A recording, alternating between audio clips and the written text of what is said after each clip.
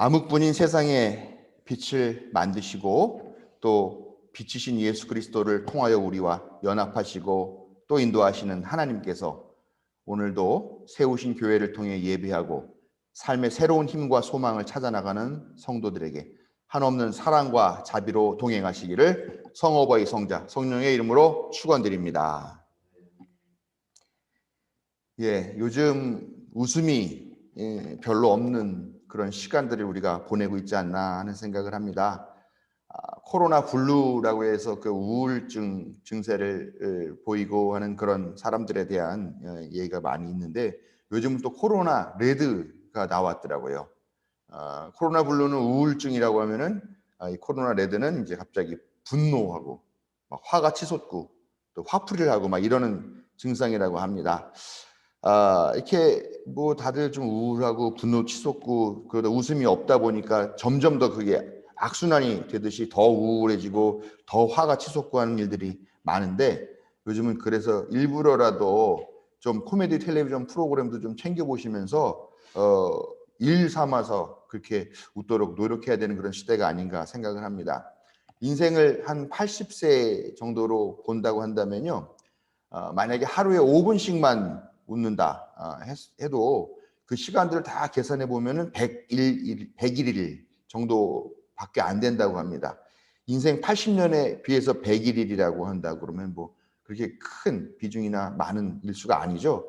지금까지 여러분들의 삶을 돌이켜 보신다면 정말 그 나이에 맞게 지금까지 내가 그렇게 웃었나 하는 생각들을 한번 해봐야 될 필요가 있겠습니다. 아무리 힘들고 어려워도 웃으면서 사는 그런 우리 모두가 되기를 진심으로 바라봅니다. 오늘 시를 보면 사방의 모든 나라들이 다 일어나서 이스라엘을 압박하고 또 이스라엘을 없애버리려고 공모를 하고 있다 하는 이야기를 하면서 이 이스라엘의 적대적인 정서를 품은 나라들이 점점 하나둘씩 모이는 것이 아주 거대한 위협이 되고 있다. 이런 상황들을 볼 수가 있습니다. 이스라엘 역사에서 뭐 그 외국의 침략을 받은 일들은 상당히 빈번합니다. 우리 한반도도 그렇지만 그 이스라엘도 지중해와 또 대륙을 연결하고 또 아프리카와 또 유럽 쪽, 아시아 쪽을 연결하고 하는 그런 지정학적 요충지여서 수시로 외적의 침략을 받아야 되는 그런 좀 뭐랄까요, 우울한 그런 역사를 가지고 있는 나라들이죠. 그래서 외적의 침략이 정말 심각했을 때는 어떤 지경에 이르렀었냐면 그 예루살렘 성이 포위가 되는데 포위가 되다 보니까 들판에서 있는 그런 곡식이나 식량들이 들어오지를 못하니까 나중에는 사람들이 막 배고픔에 지쳐가지고 사람을 잡아먹고 심지어는 자기의 자식들 잡아먹고 이웃과 작당해서 오늘은 네 애를 잡아먹자 그리고 내일은 우리 애를 잡아먹자 막 이런 일을 하는 거죠. 실제로 그렇게 아이를 잡아먹었는데 다음날 이웃집이 내 아이는 못 내놓겠다 막 이래서 분쟁이 일어나고 하는 그런 끔찍한 상황까지 벌어지게 되었다라는 것이죠. 그런데 이렇게 상황이 끔찍하게 변하고 또 이런 끔찍한 일들이 벌어지고 있음에도 불구하고 그들이 구원받을 것 같은 기미는 전혀 보이지가 않았다라는 것이죠. 지금 상황이 이름에도 불구하고 하나님은 아무것도 하시지 않고 즉각적으로 구원의 그런 능력을 베풀어 주시지 않더라라는 겁니다.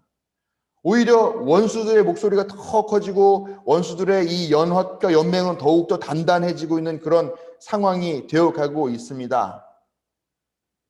오히려 그 원수들이 지금 승리하는 것 같이 보이고 더 잘 되는 것 같이 그렇게 보인다라는 거죠. 그래서 이 원수들이 하나님을 조롱합니다. 야, 니네가 믿는 하나님은 도대체 어디 있냐?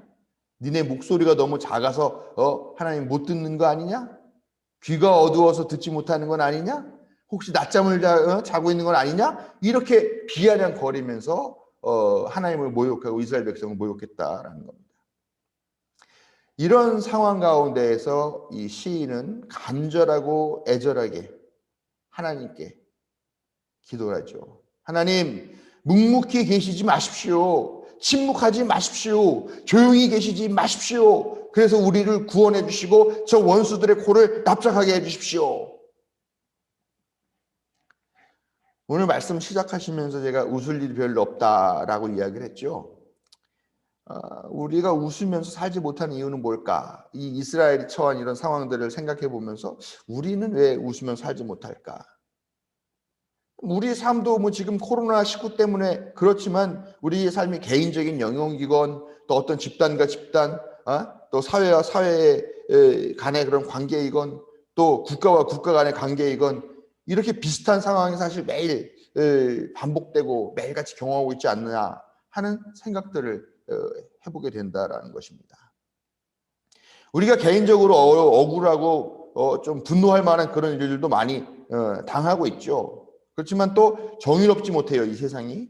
또 억울하게 고난당하는 그런 사람들을 보면서 이유 없이 열심히 하는데도 빼앗기고 매맞고 당하면서 사는 그런 아픈 사람들을 보면은 우리가 웃지 못한다는 거죠. 거기에 또 불의한 사람들, 권력을 마음껏 휘두르면서 정말 못되게 사는 그런 사람들도 있는데 그런 사람들이 잘 되는 거 보면서 또 우리는 분노하면서 웃지 못하는 그런 기분들을 매일 느낀다라는 것입니다. 매일 아침에 일어나서 뉴스를 틀죠. 하루도 빠짐없이 그런 기막히고 억울한 소식들이 들려옵니다. 요즘도 얼마나 많이 들려옵니까? 억울하게 죽어나가는 어린아이들의 이야기가 제일 가슴 아프죠. 그 말도 못하는 그런 신생아 영아 아이들이 너무 비참하게 죽어가는 그런 일들 보면 참 화가 나고 어떻게 해야 될지 모르겠다는 생각이 많이 듭니다. 기나긴 역사를 살펴봐도 도무지 부조리한 일들이 너무 많아요. 개인적으로도 억울한 일들이 너무 많이 당합니다. 국가 간의 관계에서도 그렇죠. 우리나라 같은 거는 한미 관계라든가 강대국 사이 틈바구니에 끼어가지고 너무 어렵게 중국에서도 치이고 이런다는 것이죠. 권력자들의 횡포에 아무런 저항도 하지 못하고 또 강대국의 어떤 그런 횡포에 우리가 저항하기는커녕 오히려 옛날부터 4대주의에 절어가지고 거기에 머리를 조아리면서 그저 그렇게 내가 이렇게 태어난 걸 어쩌겠어, 이게 내 팔자지, 우리 국가의 운명이지 라고 생각하면서 그냥 그렇게 팔자탄만 하면서 당하면서 그렇게 살아가고 있는 것이 우리의 현실이라는 것입니다. 그런데 그런 상황이 달라지는 게 별로 없는 것 같아요. 변하는 것이 별로 보이지 않는 것 같습니다. 이럴 때 사람들이 묻습니다. 과연 이 세상에 신이라는 존재가 있느냐? 신이 있다면 어떻게 이런 일들이 백주 대낮에 이렇게 자주 빈번하게 지속적으로 똑같이 반복되면서 일어날 수가 있느냐? 어떻게 저런 악인들이 이 세상에서 버젓이 떵떵거리면서 살 수 있느냐? 그러면서 하나님이 없다 라고 비아냥거립니다. 마찬가지로 하나님을 믿는 사람들 역시 묻습니다. 하나님, 왜 침묵하십니까? 왜 아무런 말씀도 없으십니까? 왜 이 세상을 보면서 아무런 행동도 하시지 않습니까? 그래서 이제는 믿는 사람들조차도 신은 죽었다라고 자조적으로 말하는 그런 시대가 아닌가 생각합니다. 그러나 우리가 하나님의 침묵에 항변하거나 또 신의 죽음을 말하기 전에 분명히 생각해 봐야 될 것들이 있다라는 것입니다. 왜 하나님은 침묵하실까? 왜 우리가 당하는 이런 꼴들을 보시면서도 우리를 구원하지 않으실까? 저는 먼저 우리의 죄를 돌아봐야 된다고 생각을 합니다. 이스라엘이 그렇게 끔찍한 위기를 당하고 그렇게 위협을 당하고 그러면서도 구원받지 못하는 이유는 뭐냐 하면은요, 신앙적으로 볼 때 이 이스라엘이 하나님을 배신했기 때문에 당하는 형벌이었다라는 것입니다. 그리고 이 왜국은 하나님께서 들어 이스라엘을 심판하실 때 쓰시던 도구였다라는 것이죠. 이스라엘의 삶이 어땠습니까? 탐욕에 빠졌어요. 그래서 하나님이 아니라 물질을 준대, 우리를 풍요롭게 해준대 라고 하는 바알신, 또 그 짝 아세라신, 몰렉신 하는 온갖 그런 잡신들을 다 섬기는데 이유가 뭐냐? 우리를 풍요롭게 해준대. 더 많이 갖기 위해서 이웃을 착취하고 빼앗고 억압하고 그렇게 살았습니다. 근데 어땠습니까? 회개하지 않았어요. 하나님이 수없이 많은 예언자들을 그들에게 보내서 회개해라. 너희가 회개만 한다면 내가 다시 너희를 받아주겠다라고 그렇게 줄기차게 이야기를 했지만 그들은 회개하지 않고 벌을 받게 되었다는 거죠. 심판의 길을 선택했다는 것입니다. 지금 하나님의 침묵은 그 결과라는 것이죠. 지금 우리도 이 교회 안에 또 우리의 생활 안에 또 우리의 사회 안에 들어와 있는 위협 무엇인가 한번 진지하게 봐야 된다는 것이죠. 우리도 이스라엘과 그렇게 크게 다르지 않은 것 같아요. 탐욕에 절어 있죠. 우리 자본주의 사회는 기본적으로 우리의 탐욕을 부추기는 그런 마음으로 돌아가게 됩니다. 그러다 보니까 또 우리의 이기심이 가득해요. 나만 잘 되면 되지. 나만 어려움에 처하지 않으면 되라고 하는 생각이 있습니다. 그러다 보니까 경쟁심이 과도하게 부추겨져서 상대방을 짓밟고 올라가는 그런 경쟁이 일상화가 됐고 거기서 살아남지 못하는 것이 오히려 바보 멍청이 소리를 듣는 그런 시대가 됐다는 것입니다. 이 모든 게 다 물질 숭배 때문이죠. 거기다 또 어떻습니까? 차별, 증오. 요즘 이게 교회 안에 들어와 있는 아주 심각한 위협 요소고 아주 못된 풍조라는 것이죠. 결국 이런 것 때문에 지금 우리가 힘들고 어렵고 웃지 못하는 생활을 살고 있는 것이 아닌가. 결국은 우리의 자업자득이 아닌가라고 하는 그 출발점에서 우리의 죄를 진지하게 되돌아봐야 된다라는 것입니다. 하나님의 침묵을 깰 수 있고 하나님의 음성을 들을 수 있는 것은 철저한 회개밖에 없습니다. 회개라는 게 말로 하는 게 아니죠. 우리는 말로 하는 회개 너무 익숙합니다. 저도 마찬가지입니다만 집사람과의 갈등이 있을 때 맨날 미안해 다시는 안 그럴게 그러죠. 말로 하는 건 소용이 없습니다. 각서를 쓰죠. 이제 그다음에 여보 미안해 다시는 안 그럴게. 그럴 때는 내가 당신이 뭐라고 해도 다 책임지고 할게. 각서도 소용이 없어요. 진정한 회개가 아닌 거죠. 진정한 회개는 말로도 글로도 마음으로도 하는 것이 아닙니다. 결국은 삶으로 해야 되는 것이더라라는 겁니다. 회개라는 것은 영어로 conversion이라고 그렇게 씁니다만 con은 완전히 뒤바뀌는 방향을 이야기하는 거죠. 버전은 방향을 말하는 겁니다. 내가 지금까지 살던 그 방향에서 완전히 180도 돌이켜가지고 되돌아가는 것, 완전하게 회복되는 것을 말하는 것입니다. 우리 삶에 여전히 하나님의 침묵을 경험하고 있다면 우리는 우리 자신의 모습을 진지하게 반성적으로 성찰하고 전혀 다른 생명의 삶을 살게 그 각오를 지금 해야 되는 겁니다. 지금까지 생활이 정말 잘못됐구나. 지금까지 방향이 잘못되었구나. 완전히 방향을 뒤집어 엎어야 되겠어. 그런 철저한 각오와 철저한 실천이 있을 때에 우리는 하나님의 음성을 듣고 하나님이 움직이시는 모습을 볼 수 있게 된다는 것입니다. 하나님 사랑합니다. 그러면서도 우리 삶이 얼마나 여전히 반생명적이고 반평화적인가. 우리 그런 삶에 되게 많이 익숙할 수 있어요. 종이컵 하나 뽑았을 때 그 종이컵이 갖고 있는 어떤 생명적인 그런 가치를 생각하지 않죠. 그냥 쉽게 종이컵 하나 빼먹고 버리죠. 이런 생활 습관들이 우리에게 너무 젖어 있어요. 평화적인 삶, 생명적인 삶, 그거 너무 어려워. 그거 내가 어떻게 그렇게 살기는 사실 너무 힘들어. 이렇게 우리가 마음속으로 이미 규정을 해버렸어요. 그러니까 그냥 말로만 아멘하는 상태에 머물러 있더라라는 겁니다. 그러나 우리가 우리의 삶을 반성하고 전혀 돌이키는 그런 철저한 회개를 했을 때 하나님은 반드시 침묵을 깨십니다. 그리고 말씀하십니다. 잘했다. 널 기다렸다. 너의 변화를 돕겠다. 내가 너의 죄를 용서한다. 너는 내 아들이다. 너는 내 딸이다.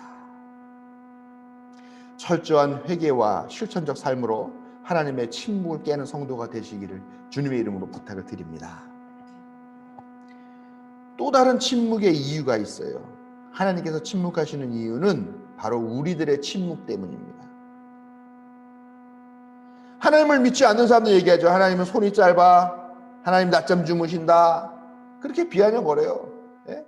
성서에도 그런 얘기가 나와 있어요. 이 이스라엘을 침략한 이 국가의 왕 장군들이 그렇게 막 얘기합니다. 야, 니네 아무리 떠들어봐라, 하나님 지금 낮잠 주무시는 시간이라 니네 기도 안 듣는다. 더 크게 외쳐라. 잠을 깰 정도로 더 크게 기도해라. 막 이렇게 비아냥거립니다. 그러나 정말 하나님이 그러신 분이냐? 결코 무능하시거나 귀가 어두우신 분이 아닙니다. 예수님께서 예루살렘 성에 들어가십니다. 입성을 하시는데 그 가는 행렬 중에 사람들이 막 환호하면서 와가지고 자기의 옷을 깔고, 겉옷을 깔고 종려나무 가지를 막 흔들면서 예수님을 환영하고 찬양합니다. 그걸 봤던 몇몇 바리새인들이 예수님께 와가지고 뭐 하는 거냐, 지금 당신 제사를 꾸짖어라. 어디 지금 이런 말도 안 되는 걸 하느냐. 그러니까 예수님이 바리새인들이 뭐라고 말하느냐, 이 사람들이 잠잠하면 돌들이 소리 지를 것이다. 이 사람들이 잠잠하면 돌들이 소리 지를 것이다. 하나님 무능하신 분 아닙니다. 하나님 마냥 침묵하시는 분 아니죠. 외쳐야 할 때는 돌들도 일어나서 소리치게 하시는 그런 분이시라는 것입니다. 그러나 돌들이 일어나서 소리치는 상황이 되면 안 된다는 거죠. 예수님은 또 그 당시 사람들 보고서 이렇게 얘기하죠. 이 사람들이 어떤 사람들이냐, 마치 어린아이들이 장터에 앉아가지고 서로 부르며 말하기를, 우리가 너희에게 피리를 불어줘도 너희는 춤추지 않았고 우리가 애곡을 하여도 너희는 울지 않았다라고, 그렇게 장난치는 것하고 똑같다라고 그렇게 말씀하셨다는 것입니다.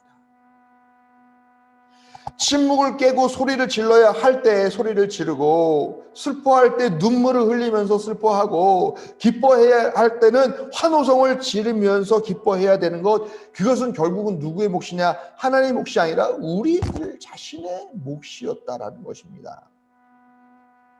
아이가 막 걸음마를 시작할 때 어른들이 그 한 걸음 한 걸음 발걸음 옮기는 것을 보면서 막 박수치면 아이고 잘한다 우리 아들, 뭐 우리 애기, 그렇게 막 하죠. 걷다가 넘어집니다. 그럼 또 넘어지거나 주저앉습니다. 어떻게 합니까? 막 달려가서 아이고 벌떡 일으켜 주면서, 야, 걷는 거 위험하다, 다시는 걷지 말아라, 그렇게 하나요? 만약에 그런다고 한다면 그 아이는 평생 어른들의 도움만 바라면서 걷지 못하는 사람이 될지도 모르겠습니다. 정말로 그 아이를 사랑하는 부모라면, 사랑하는 사람이라면 아이가 스스로 일어나 걷기를 바라고 응원하고 박수치며 다시 한번 하라고 격려하죠. 물론 스스로 감당할 힘이 없을 때는 나서서 적극적으로 도와줍니다. 그러나 1차적으로는 그 아이 스스로 일어나서 자기 문제를 해결하기를 바라는 것이죠. 하나님도 마찬가지입니다. 우리에게 원하시는 게 위기 때마다 하나님 너무 죽겠어요, 살려주세요, 왜 우리 안 도와주십니까, 왜 침묵하고 계십니까, 그렇게 하면서 막 때마다 울부짖고 도움을 구하는 것이 아니라 스스로 자기의 역할을 하면서 최선을 다해 나가면서 그렇게 한 문제 한 문제 해결하고 한 걸음 한 걸음 앞으로 나아가는 것을 하나님은 원하신다는 거죠. 우리의 믿음이 그리스도의 장성한 분량을 채워나가는 그런 자녀가 되기를 바라고 계신다라는 것입니다. 우리가 위기 앞에서 침묵하고 불의 앞에서 잠잠하고 부조리 앞에서 조용하게 있으면, 그러면서 하나님 왜 침묵하고 계세요? 왜 묵묵히 계세요? 왜 이렇게 조용하십니까? 그렇게 항변하는 것이 과연 올바른 신앙이냐 하는 것을 우리가 생각해야 된다는 거죠. 그것은 올바른 신앙도 아니고 하나님께서 기뻐하시는 것도 아닙니다. 결국은요, 우리가 먼저 침묵을 깨야 됩니다.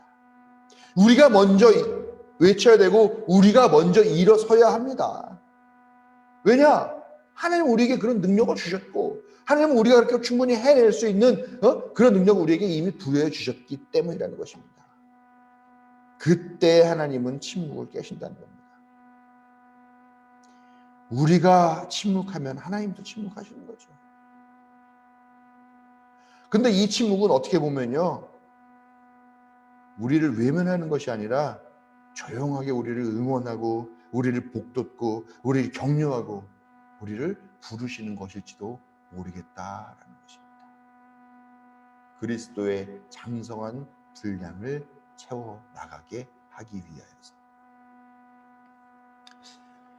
신앙이라고 하는 것은 뭘까? 생각해 보면 인간의 성숙을 의미하는 종교적인 언어다. 그렇게 저는 생각을 합니다. 신앙이 좋다라고 말하는 것은 교회에 빠지지 않고 출석하는 것만 의미하는 것도 아니고 헌금 잘하는 것도 아니고 전도 잘하는 것만 의미하는 것도 아니고요. 그 인간이 얼마나 성숙한 인간이 되었느냐라고 의미하는 것을 의미한다는 거죠. 성숙하지 못한 사람은 참된 의미의 신앙인이 될 수가 없습니다. 신앙이 좋다라고 말하면서 어린아이같이 유치하게 매일같이 징징거리면서 자기만 생각하는 그런 사람들이 얼마나 많이 있습니까? 그러나 그런 사람들 결코 신앙인이라고 말할 수가 없어요.